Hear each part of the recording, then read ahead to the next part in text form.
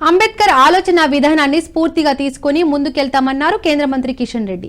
సీతాఫల్ మండిలో కిషన్ రెడ్డి పర్యటించారు. సికింద్రాబాద్ కన్వీనర్ నాగేశ్వరరెడ్డి ఆధ్వర్యంలో జరిగిన కార్యక్రమంలో పాల్గొన్నారు. ఈ సందర్భంగా అంబేద్కర్ విగ్రహాన్ని శుభ్రం చేశారు. అనంతరం బీజేపీ అంబేద్కర్ కృషిని, వారసత్వాన్ని గౌరవిస్తూ వివిధ కార్యక్రమాలు చేపట్టిందన్నారు. అంబేద్కర్ జీవితానికి సంబంధించిన 5 ముఖ్యమైన ప్రదేశాలను బీజేపీ ప్రభుత్వం పంచతీర్థాలు అని పిలుస్తోందని తెలిపారు.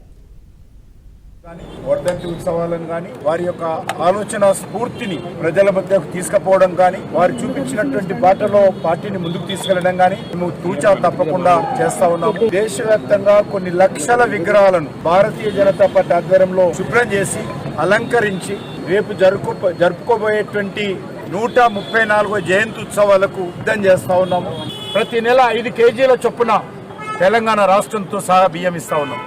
ఈరోజు తెలంగాణ రాష్ట్రం చెప్తున్నటువంటి సన్నబియ్యం ఏమవుతున్నదో ఆ సన్నబియ్యంలో ప్రతి కిలోకు 40 రూపాయలు కేంద్ర ప్రభుత్వం ఖర్చు పెడుతున్న విషయాన్ని మనం చేస్తాం. ఈ రకంగా నరేంద్ర మోడీ గారి నాయకత్వంలో బడుగు బలైన వర్గాలకు న్యాయం జరగాలని ఎస్సీ కమిషన్ కు రాజ్యాంగబద్ధమైనటువంటి హక్కులు కల్పించాం, రిజర్వేషన్స్ పొడిగించాం.